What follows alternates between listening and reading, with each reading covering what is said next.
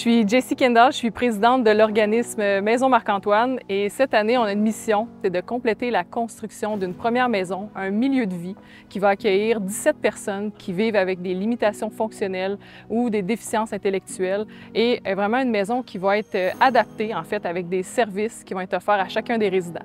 En fait, en Estrie, le besoin est criant. À l'heure actuelle, c'est plus de 1000 personnes qui sont sur une liste d'attente en attente d'un hébergement supervisé.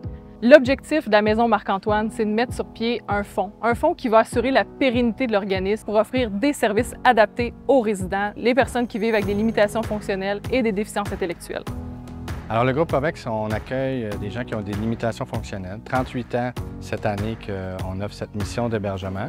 Alors, nous, on regarde les besoins des individus. Ce qu'on souhaite, c'est que chaque personne puisse avoir un chez-soi stable, sécuritaire, qui répond à leurs besoins. Alors, pour certains, ça va être une assistance à la médication, l'assistance à l'alimentation. Ça peut être très varié, mais l'objectif, c'est que ça soit personnalisé aux besoins de la personne, puis dans le développement de son autonomie, puis de son projet de vie.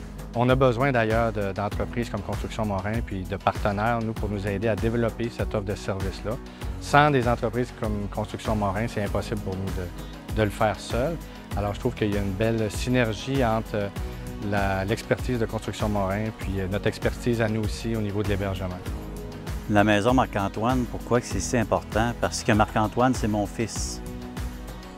Puis quand tu as un fils, qu'il soit handicapé ou pas, il a le droit de vivre, puis il a le droit d'être heureux.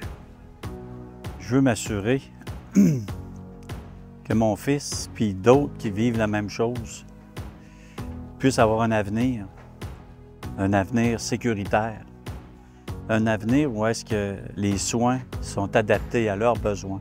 Puis, veut pas, on s'est pas mis la tête dans le sable, on s'est dit éventuellement, Marc-Antoine, quand on sera plus là, il va être où, puis il va habiter où, puis qui va s'en occuper. De là part l'idée de créer une maison pour qu'ils puissent demeurer chez eux toute sa vie, en ayant des soins adaptés à ses besoins, pour être capable de dire un jour, je peux fermer les yeux, puis mon enfant est en sécurité.